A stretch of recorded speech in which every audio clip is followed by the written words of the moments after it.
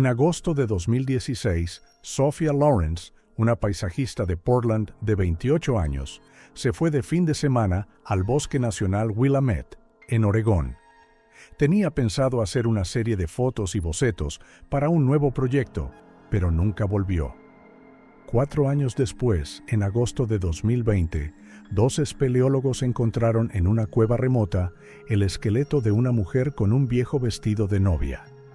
Los expertos confirmaron que se trataba de Sophia Lawrence. Una semana antes del viaje, Sophia Lawrence se comportaba como siempre. Trabajaba mucho, terminaba el proyecto de una plaza urbana para un cliente de Portland. Pasaba la noche en la oficina y tomaba demasiado café. Sus compañeros decían que parecía agotada, pero tranquila. «Solo necesito silencio y árboles», escribió en una de sus cartas. La vieron por última vez en el trabajo el viernes 19 de agosto de 2016. Entregó el informe y al salir de la oficina le dijo a la contable: «Voy a desaparecer del mapa durante 2 días». Nadie lo tomó al pie de la letra. Sophia amaba el bosque Willamette desde niña. Su padre era geólogo y cuando aún era estudiante, pasaba los veranos con él en expediciones. Sabía leer el musgo en las rocas y determinar la dirección por los árboles. Caminaba sola. No le daba miedo la naturaleza salvaje, solo las personas que la despreciaban. El apartamento alquilado en el norte de Portland parecía un taller. Por todas partes había carpetas con dibujos, ramas secas, botes con arena, piedras, fotos de paisajes. Sobre la mesa había una vieja Nikon con la que llevaba más de 10 años haciendo fotos. El viernes por la noche preparó el equipo: una tienda de campaña, un botiquín, 2 linternas, una brújula y agua. Lo revisó todo minuciosamente. Las grabaciones telefónicas muestran que a las 9:50 de la noche llamó a su madre, que vivía en Salem. La conversación duró 4 minutos. Más tarde, su madre recordó. Sonaba feliz. Dijo que había encontrado un lugar donde podía estar sola. A la mañana siguiente, el 20 de agosto, una vecina vio a Sophia cargar una mochila y un trípode en el maletero de un Subaru plateado. El sol acababa de salir y el aire era fresco. Dejó la puerta del apartamento sin cerrar, lo que la policía señaló más tarde, pero no encontraron signos de allanamiento. Todo estaba en su sitio en el apartamento. En el alféizar de la ventana, una taza con café a medio beber.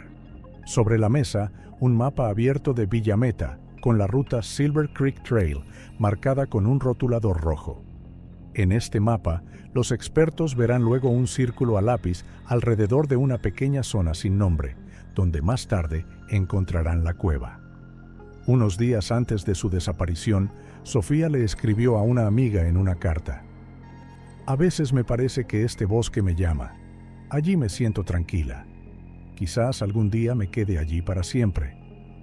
Esta frase se convertiría más tarde en una espeluznante cita en todos los periódicos.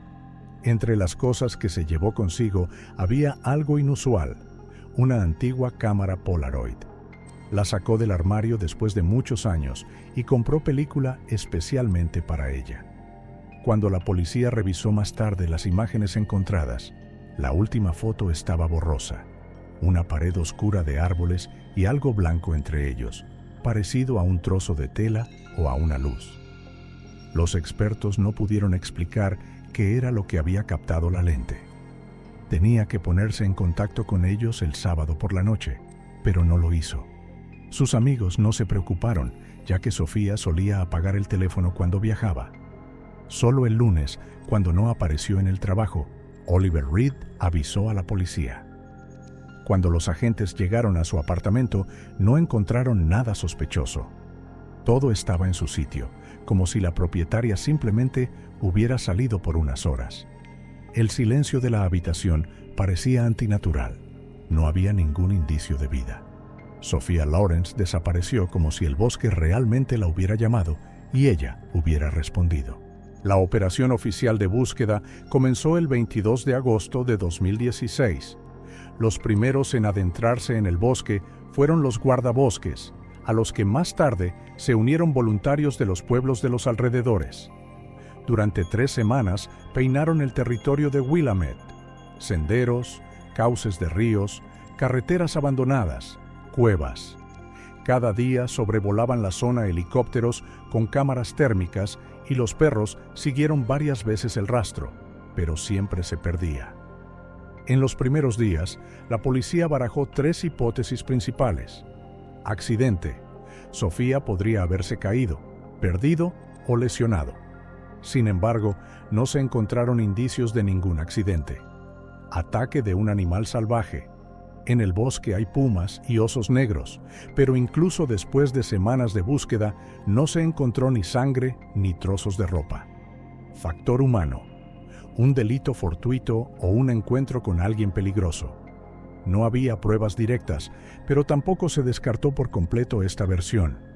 Después de 3 semanas, el comando anunció el fin de la fase activa. El coche de Sophie fue evacuado. Las pruebas materiales fueron empaquetadas y entregadas al departamento del condado de Lynn. Su estatus pasó de desaparecida durante un viaje a persona desaparecida sin dejar rastro. La familia no se resignó. A principios de septiembre, la madre de Sofía, Alice Lawrence, contrató a un detective privado, el exoficial de policía Graham Foster. Este revisó los materiales, se desplazó al lugar y llevó a cabo su propia investigación. Durante el otoño, Foster recorrió 3 veces la zona donde se encontraba el coche. Sus notas se añadirán más tarde al expediente: descripción de la zona, coordenadas de los antiguos túneles y varias fotos de minas derrumbadas, vestigios de la explotación forestal del siglo pasado. En varias cuevas encontró rastros de la reciente presencia de personas: colillas, latas de conservas, envoltorios. Nada que pudiera relacionarse con Sofía, pero el detective se fijó en que cerca del lugar de su desaparición había una antigua base maderera, cerrada oficialmente en los años 50. Allí aún se podían encontrar huellas recientes de neumáticos y restos de fogatas. En noviembre, comparó la información sobre otras desapariciones en la zona. 5 años antes de Sofía, un turista, Richard Morrison, había desaparecido en el mismo sector. También lo buscaron durante 3 semanas y también sin resultado.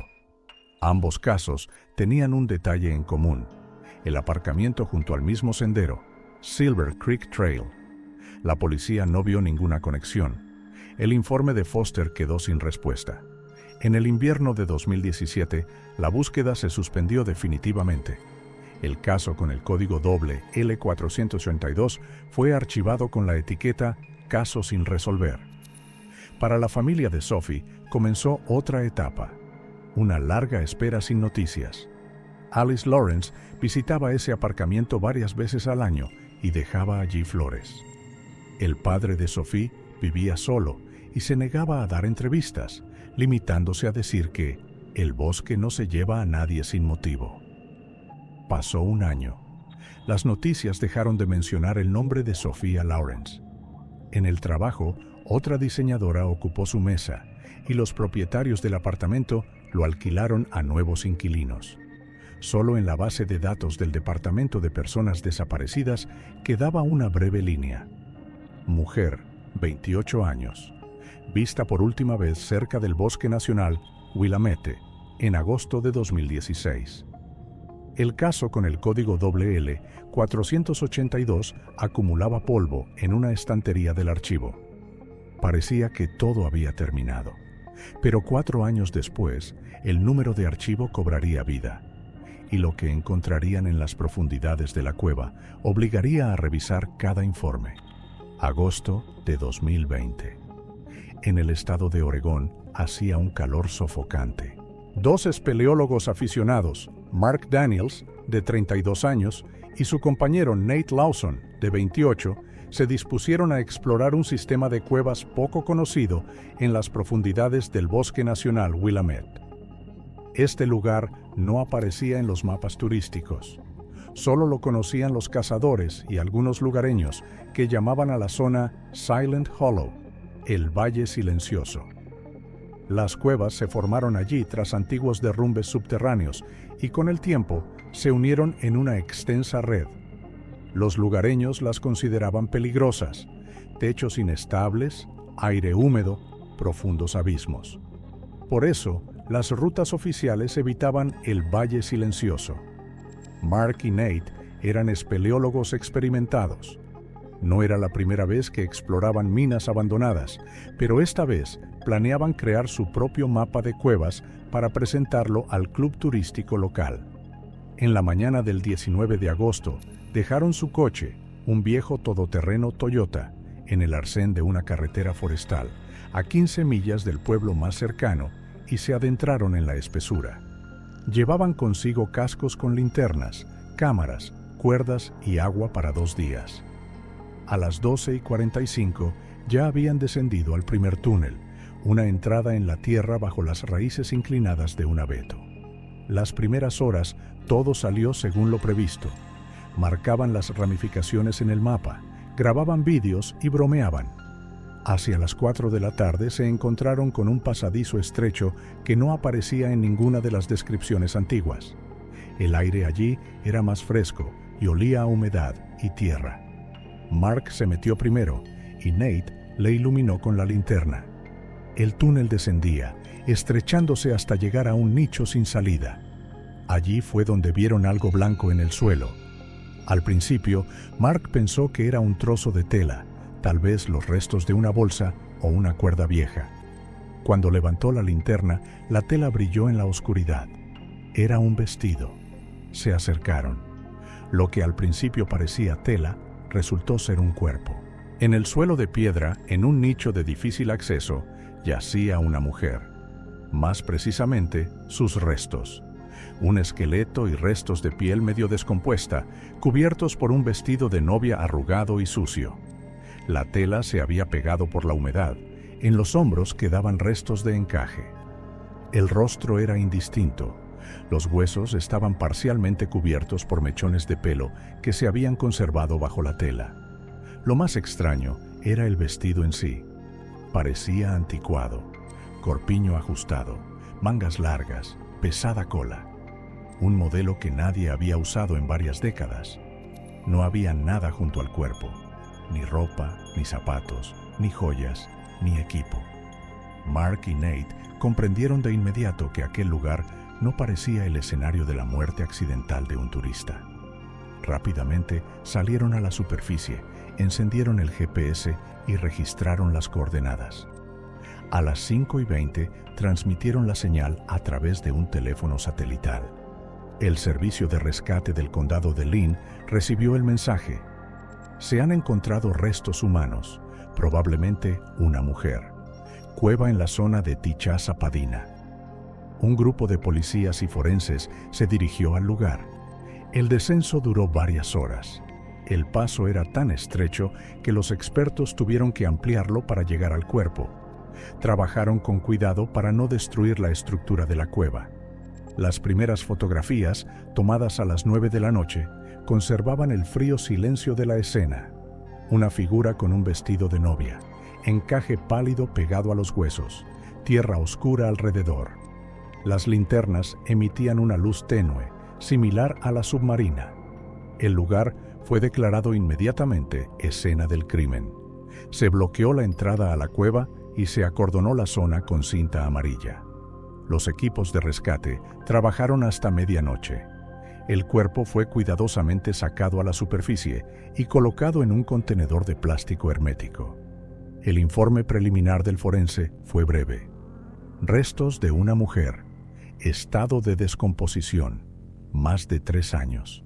Ropa. Vestido de novia de origen desconocido. En el cráneo hay signos de traumatismo con un objeto contundente. Cuando las muestras de tejido se enviaron al laboratorio, se descubrió que el vestido había sido confeccionado en los años 70 del siglo pasado. En aquel entonces, en el estado de Oregón, solo había unos pocos talleres que trabajaban con materiales similares. Este hecho sería clave en la investigación posterior.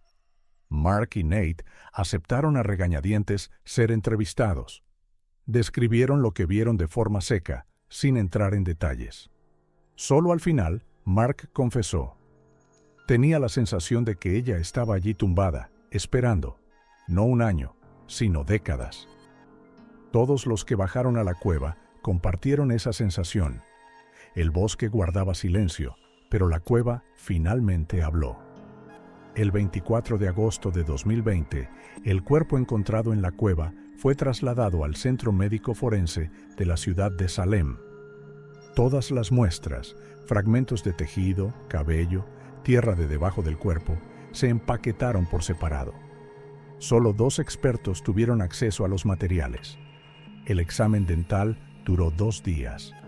El 26 de agosto, el laboratorio confirmó la coincidencia de los registros dentales.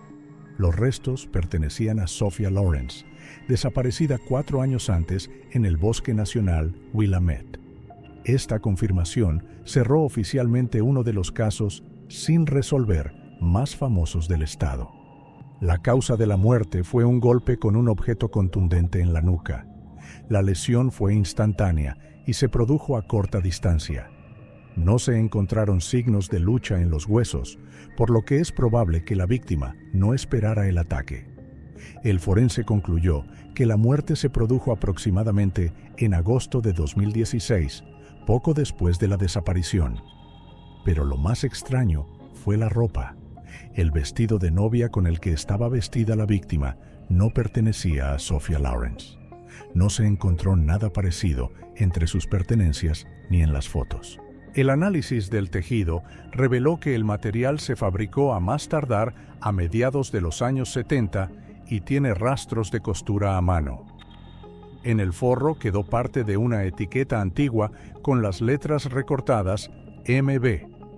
Los expertos en textiles, a quienes se recurrió como consultores, reconocieron que se trataba de un raro ejemplo de trabajo de taller, no de un producto de serie. Este detalle fue el que suscitó más preguntas. ¿Cómo es posible que una prenda confeccionada hace varias décadas se encontrara en el cuerpo de una mujer contemporánea? El informe del forense del condado indicaba que se habían encontrado partículas de laca y restos microscópicos de pintura antigua en las fibras del tejido. Esto podía indicar que el vestido se había guardado en algún lugar cerrado, no simplemente en el bosque, sino en un edificio, posiblemente en un cobertizo o un sótano. El 30 de agosto, el caso pasó de desaparición a asesinato. Los materiales se volvieron a enviar al departamento del sheriff del condado de Lynn. Ahora era un expediente de investigación criminal completo. Las primeras reuniones se celebraron en la comisaría de Albany. Los agentes revisaron los informes de hacía 4 años y compararon las coordenadas del lugar del hallazgo con el territorio de la búsqueda inicial. La coincidencia era de menos de 1 milla, lo que significaba que el cuerpo había estado todo ese tiempo cerca de la ruta que seguían los voluntarios.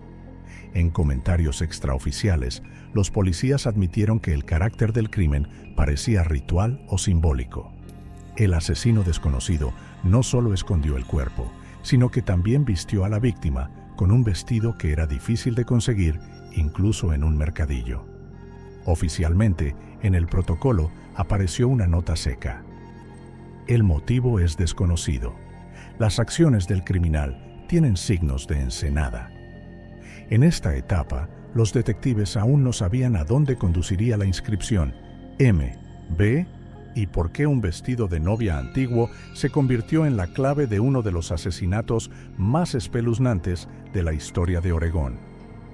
Tras la reclasificación oficial del caso como asesinato, la investigación se centró en la pista principal: el vestido de novia.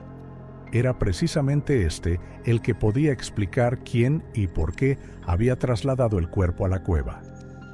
El 1 de septiembre de 2020, los detectives del departamento del sheriff del condado de Lynn se reunieron. Las versiones coincidían en una cosa: encontrar el origen del vestido significaba encontrar a la persona que lo había comprado. Los expertos en textiles antiguos confirmaron que el modelo se comercializó en los años 70 en varias ciudades de Oregón, principalmente en pequeños talleres que confeccionaban ropa a mano. La lista de estos talleres resultó ser corta: Eugene, Salem, Coos Bay y Portland. Los detectives se dividieron en grupos y comenzaron a recorrer archivos, tiendas vintage y colecciones privadas. Mostraron copias de la foto del vestido a todos los que pudieran saber algo. La mayoría se encogió de hombros, pero en la tienda Old Grace, en el sur de Portland, un vendedor de mediana edad, Milton Gray, reconoció de repente el modelo. Contó que hacía unos 5 años había entrado en la tienda un hombre que buscaba precisamente ese vestido, que fuera antiguo, auténtico, de otra época. Según él, el comprador era un hombre mayor, callado, con manos ásperas, parecido a un antiguo obrero. Dijo que estaba preparando una sorpresa para su esposa por su aniversario. Pagó en efectivo y no dejó ningún contacto. El vendedor solo recordaba que el hombre había llegado en una vieja camioneta con las puertas oxidadas. Esa fue la primera pista real. Los detectives revisaron las grabaciones de las cámaras de la tienda, pero los archivos de 2015 ya habían sido eliminados. En las estanterías de la tienda encontraron restos de antiguos recibos, pero como el pago se había realizado en efectivo, no figuraba ningún nombre. Durante los días siguientes, el grupo revisó todos los talleres vintage de Oregón que podían conservar modelos similares. En la ciudad de Salem, la antigua propietaria de un taller recordó que esos vestidos solo se cosían para clientes puntuales y a menudo a petición de los maridos. A veces, dijo, venían clientes extraños. Pedían que se les cosiera un vestido de novia, pero sin novia. Los detectives compararon la descripción con los datos disponibles. Todo coincidía. Aproximadamente la misma época, el mismo tipo de tela e incluso una descripción similar del comprador. Un hombre de entre 50 y 60 años, con barba, que vivía solo y hablaba poco. En los informes policiales lo llamaron cliente desconocido. A los pocos días apareció otro detalle en el caso. El vendedor de la tienda Old Grace informó que, al salir de la tienda, el hombre dijo una frase a la que entonces no le dio importancia. No todo el mundo tiene la oportunidad de volver a vivir una boda. La frase se incluyó en el informe y se convirtió en tema de debate en la siguiente reunión. Insinuaba una idea obsesiva, un recuerdo o una pérdida relacionada con el matrimonio. En octubre, la policía envió un mensaje a todas las tiendas vintage y talleres de Oregón con fotos del vestido y una descripción del comprador. La mayoría de las respuestas fueron infructuosas, hasta que la propietaria de un pequeño taller en Eugene informó que recordaba a un hombre similar. Había entrado hacía varios años, compró encajes y un velo blanco, y preguntó por la restauración de prendas antiguas. Se identificó como Ed, pero no dejó su dirección. En el informe, el detective anotó: residente local de unos 60 años, comportamiento tranquilo, pero con un aislamiento social notable. Probablemente vive alejado.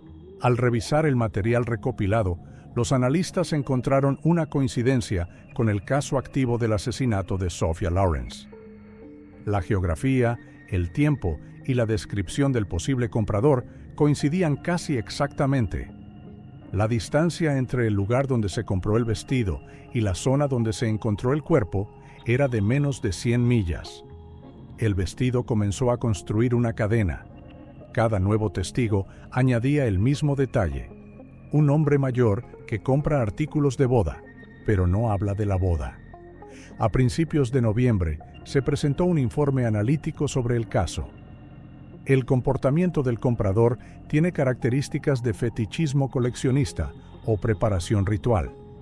Hay motivos para creer que el asesinato de Sophia Lawrence no fue accidental, sino que fue escenificado como parte de una fantasía obsesiva personal. La pista llevó a los detectives a los alrededores boscosos de Willamette, donde, según los registros, vivía un solitario, un antiguo leñador llamado Arthur Klein. Su dirección se marcó en el mapa con un punto rojo. Lo que seguía era una orden de registro. Tras establecer el nombre de Arthur Klein, la investigación entró en su fase final. Su dirección fue confirmada a través de los archivos municipales. Una parcela solitaria en el extremo norte del Bosque Nacional Willamette, a unos 80 kilómetros del lugar donde se encontró el cuerpo de Sophia Lawrence. La cabaña se encontraba en una antigua zona de tala, donde antes operaba una empresa privada. Tras su cierre en 2004, la parcela se vendió a Klein por una cantidad simbólica. Desde entonces, apenas había salido del bosque. Los policías comenzaron por los archivos. En la base de datos del departamento encontraron varios casos sin resolver de acoso a turistas en la misma zona. Los casos se remontaban al año 2007. La descripción del sospechoso se repetía una y otra vez. Hombre blanco, de entre 50 y 60 años, alto, desaliñado, con una espesa barba, que se comportaba de forma agresiva cuando veía a mujeres solas en los senderos. Algunas víctimas informaron de que las seguía desde los arbustos, otras de que intentaba advertirles del peligro y convencerlas de que regresaran. Nunca fue detenido, ya que no había pruebas suficientes.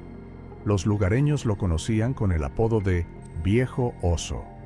A menudo aparecía en las tiendas de la ciudad de Detroit Lake, compraba conservas, queroseno y cigarrillos. No miraba a los ojos a la gente y siempre pagaba en efectivo. Se hablaba de él como de un solitario extraño, pero inofensivo. Solo unos pocos guardabosques sabían que en el pasado había trabajado en la misma empresa que despejó parte de Willamette. Sus compañeros lo describían como un hombre de carácter explosivo. Lo despidieron tras un conflicto por su comportamiento agresivo y por agredir al jefe de turno. Después de eso, Klein desapareció del ojo público. En los informes policiales figuraba otro episodio inquietante. En 2016, unos meses antes de la desaparición de Sofía, otra mujer desapareció cerca de la misma zona, una turista de 32 años de Albany. Su coche fue encontrado cerca de un camino forestal, con las llaves en el contacto y la mochila en el maletero. No se encontró el cuerpo. En aquel momento, el principal sospechoso era Klein, pero el tribunal no dictó una orden de registro, ya que no había pruebas suficientes. El caso quedó sin resolver. Ahora todo parecía diferente. Los testimonios de los testigos que vieron a un hombre extraño coincidían con la descripción de Klein. La geografía de los ataques coincidía con los lugares de las desapariciones.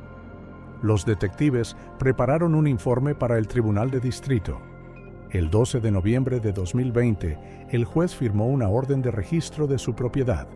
La operación se programó para la mañana. El grupo estaba formado por 6 agentes, un forense, un criminólogo y 2 agentes del FBI. El registro se llevó a cabo con cautela. El sospechoso podía tener armas o trampas.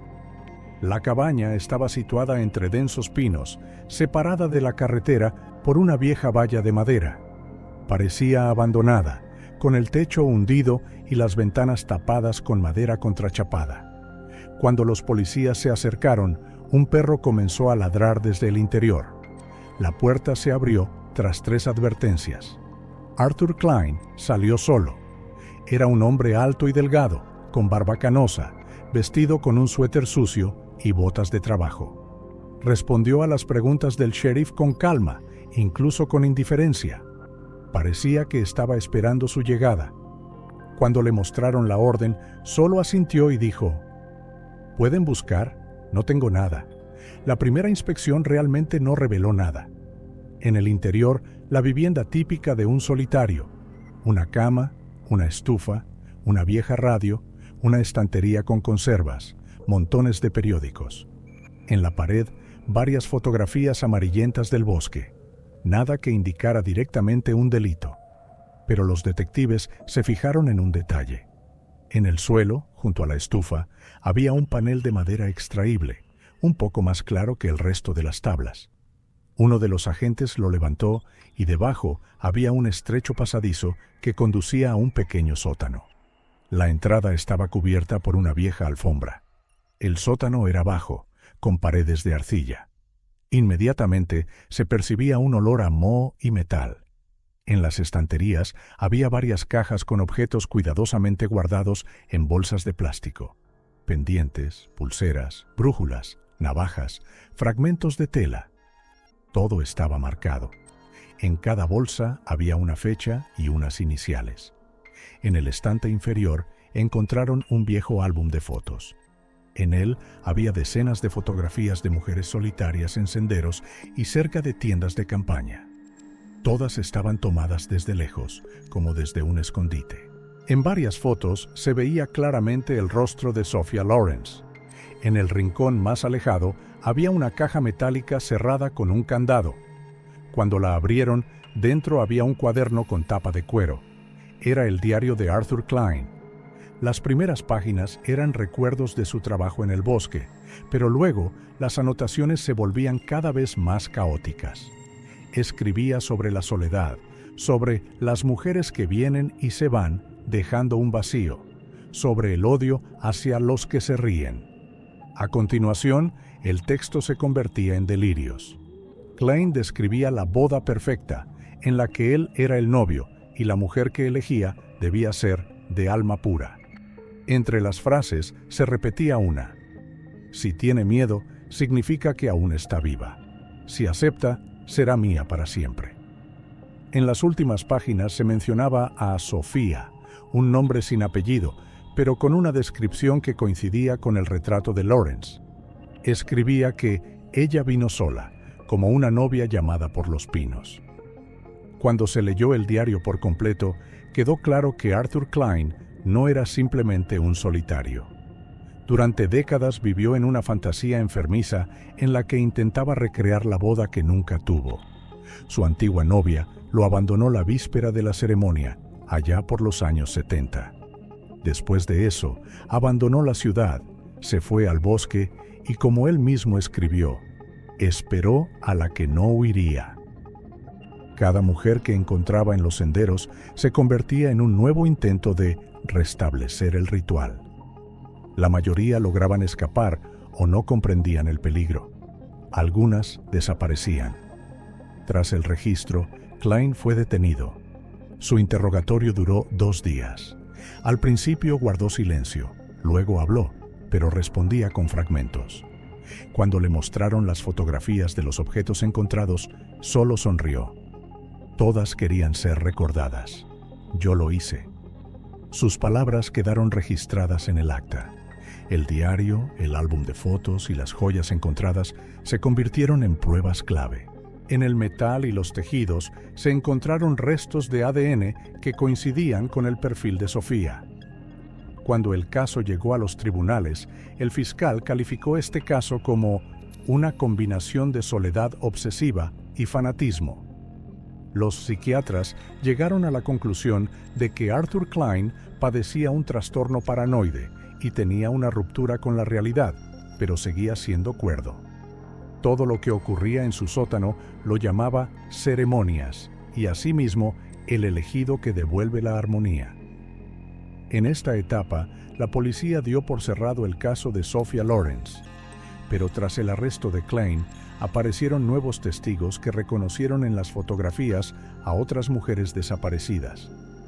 Parecía que el bosque de Willamette había vuelto a abrir sus puertas, y esta vez no para guardar un secreto, sino para revelar la verdad que había ocultado durante muchos años. El 13 de noviembre de 2020, Arthur Klein fue arrestado oficialmente. Lo llevaron al centro de detención preventiva de la ciudad de Albany. En el vídeo se le ve sentarse tranquilamente en la furgoneta policial, con las manos delante, como si estuviera cansado de resistirse.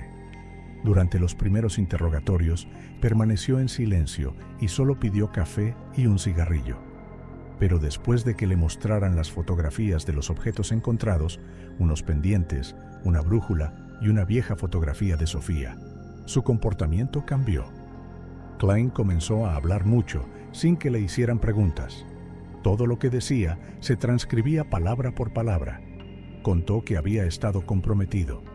Su prometida, llamada Alice, lo había dejado 3 días antes de la boda. Entonces tenía poco más de 20 años. Ella se fue con otro, dejando atrás el vestido que él había encargado personalmente en un pequeño taller de Eugene. Después de eso, según él, la vida perdió su sentido, pero no el guión. Klein abandonó la ciudad, se instaló en el bosque y trabajó como leñador. Con el paso de los años, el aislamiento convirtió sus recuerdos en un ritual. En el diario que se encontró en su cabaña, describía las ceremonias en las que intentaba recrear una y otra vez su boda frustrada. Cada mujer que veía en el bosque se convertía en una novia potencial. Sus víctimas eran turistas solitarias, en su mayoría jóvenes, alegres, con los mismos rasgos que su antigua novia. Klein las seguía, elegía el momento en que se alejaban del sendero y las atacaba. Tras el secuestro, llevaba a la mujer a la cabaña y le ponía un vestido de novia, el mismo que había guardado durante décadas. Lo llamaba prueba de pureza. Cuando la víctima gritaba o intentaba escapar, lo interpretaba como una señal de que la ceremonia había fracasado. Después del asesinato, llevaba los cuerpos al interior del bosque. Klein conocía cada barranco y cada cueva, muchos de los cuales databan de la época en que trabajaba en la tala de árboles. Enterraba los cuerpos de manera que nadie pudiera encontrarlos, y a veces regresaba a esos lugares y dejaba allí flores o trozos de tela del vestido. Sus confesiones coincidían con los datos de los peritajes, restos de pintura en la tela, la geografía de las desapariciones, el ADN de Sophia Lorenz en los objetos del sótano.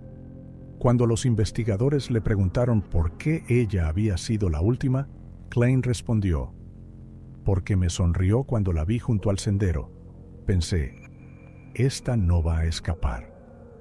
Los psiquiatras que evaluaron su estado llegaron a la conclusión de que Arthur Klein padecía un trastorno paranoide profundo, pero era consciente de sus actos. Era responsable de sus actos y planificaba los crímenes con antelación. El juicio comenzó en febrero de 2021. Debido a la gran atención de la prensa, las audiencias se celebraron a puerta cerrada. En el banquillo de los acusados, Klein permaneció en silencio, con la cabeza gacha. Cuando el fiscal leyó fragmentos de su diario, no reaccionó. En su discurso, el fiscal del distrito dijo: «No estamos ante un simple asesino en serie. Se trata de una persona que creó su propia religión a partir del dolor y la pérdida y sacrificó a todos aquellos que le recordaban la vida». Las pruebas eran irrefutables. El ADN de Sofía, las fotos del álbum, el diario, los testimonios de los expertos. Por decisión del tribunal, Klein fue declarado culpable de una serie de asesinatos premeditados con especial crueldad. Teniendo en cuenta su estado mental, el tribunal rechazó la pena de muerte. Arthur Klein fue enviado a un hospital psiquiátrico estatal de régimen estricto sin derecho a libertad. Allí debía pasar el resto de su vida bajo la supervisión de médicos y guardias. Para la familia de Sofía, esta decisión supuso un alivio, pero no un consuelo. Su madre, Alice Lorenz, dijo solo una cosa durante la rueda de prensa: «Queríamos saber la verdad, pero ahora entiendo que, a veces, es mejor no saber». Tras la sentencia, el caso se cerró oficialmente. El informe del departamento señalaba: «Los delitos de Klein son de carácter serial. El motivo es una fijación ritual con el tema del matrimonio. Todas las víctimas son mujeres que viajaban solas». El cuerpo de Sophie fue enterrado en Portland junto a su padre. Al funeral asistieron varios compañeros de trabajo, algunos antiguos compañeros de clase y varios desconocidos, voluntarios que en su día la buscaron en el bosque. En la lápida solo se grabó su nombre y las fechas de su vida, sin epitafios. La policía afirma que, tras la detención de Klein, los ataques en la zona de Willamette desaparecieron por completo. El bosque parecía haberse calmado. Sin embargo, para quienes participaron en la investigación, seguía siendo un lugar donde la frontera entre la soledad y la locura es más delgada de lo que parece. Cuando, un año después, los periodistas le preguntaron a uno de los detectives, el primero en entrar en el sótano de Klein, qué había sentido, este respondió brevemente: allí reinaba el silencio, y parecía que te miraba.